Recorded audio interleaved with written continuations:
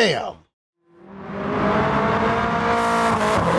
Today's tune is from one of the new cars added in update 1.23, the 1994 Silvia K's Type S S14. This car is my favorite out of the 3 added in this month's update, and as such I wanted to get some serious time with it before I put together a tune. I built this tune to maximize the car, taking it to 700 performance points, and I used this tune to crush the menu, which it's definitely overkill, but for those of you who haven't knocked out the Silvia Sisters menu added this month, this tune will help you do it.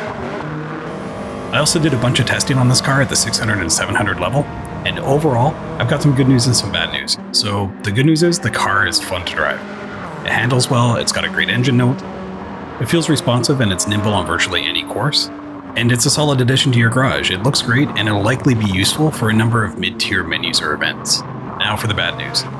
It's likely not a money grinder, which is too bad because, man, I wanted to use this car as a daily.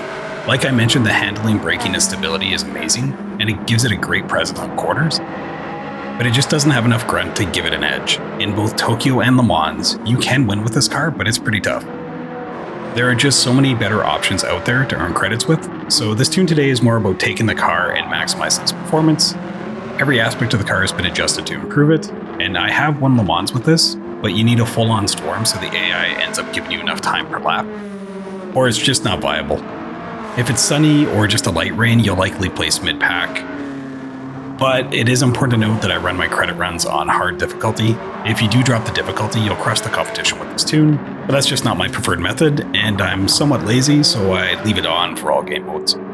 So the Silvia has a pretty impressive history. The S14 was debuted in 1993, succeeding the S13, but it was a larger car. The S14 was a much wider and longer car, and it featured an expanded wheelbase. It was also taller than the previous model. The styling leaned into the wider body with subtle smooth curves, and it was offered with enlarged wheels that further showcased the new style. The engine was taken directly from the S13, but it was enhanced for the K model. The intercooled turbocharger punched out 50 more horsepower, giving it 216 horsepower stock and 205 foot-pounds of torque. The suspension was pulled directly from the S13 with front struts and a multi-link rear. The S14 was positioned with an extra focus on luxury, but unfortunately in 1991 the market for the car crashed considerably and it lost its widespread customer base. In 1996 the model was given a facelift, which gave the car a more aggressive look with revised headlights, a rear spoiler, and some minor adjustments to its overall styling. The S14 was sold in North America as the 240SX and in Europe as the 200SX. Either way, the car is a great addition to the game. It's a fun car to tune, and you can get it to perform with a respectable level versus the base car. Alright, let's get into the tune. So like I mentioned, I tuned this car to 700 performance points just for the experience. So stat changes from stock. The horsepower is now 472, and the new car has 371 pounds of torque. It's relatively lightweight for a sedan, and the weight comes in just around 2,200 pounds. Acceleration, top speed, and cornering are all improved. And this tune has a bunch of permanent upgrades. It's maxed, so it's got a wide body kit from GT Auto. It's got bore up, stroke up, engine balance, polished ports, high lift cams, a racing crankshaft, weight reduction stage 3, and increased body rigidity. Performance upgrades include front and rear aero from GT Auto, racing medium tires, a fully customized suspension, a one-way LSD, a full control computer, a power restrictor and ballast. It's not used in this tune, but like I mentioned, I was playing around with the car at multiple levels, so I just left it on here. A fully customized manual transmission, a high RPM turbo and an anti-lag system, and racing components including air filter, muffler, exhaust manifold, racing brakes and pads, a brake balance controller, and a racing clutch and flywheel. For this build, this car runs on racing medium tires. You'll need rain tires as well if you're planning to use this on Le Mans. I chose mediums for the increased performance, but the fuel economy of this car does force, at minimal, 2 pits on endurance races anyways, so mediums were just a better option. Adjustments include just a bunch of work to the suspension. I lowered the car slightly, tightened the roll bars and springs, and adjusted the natural frequency.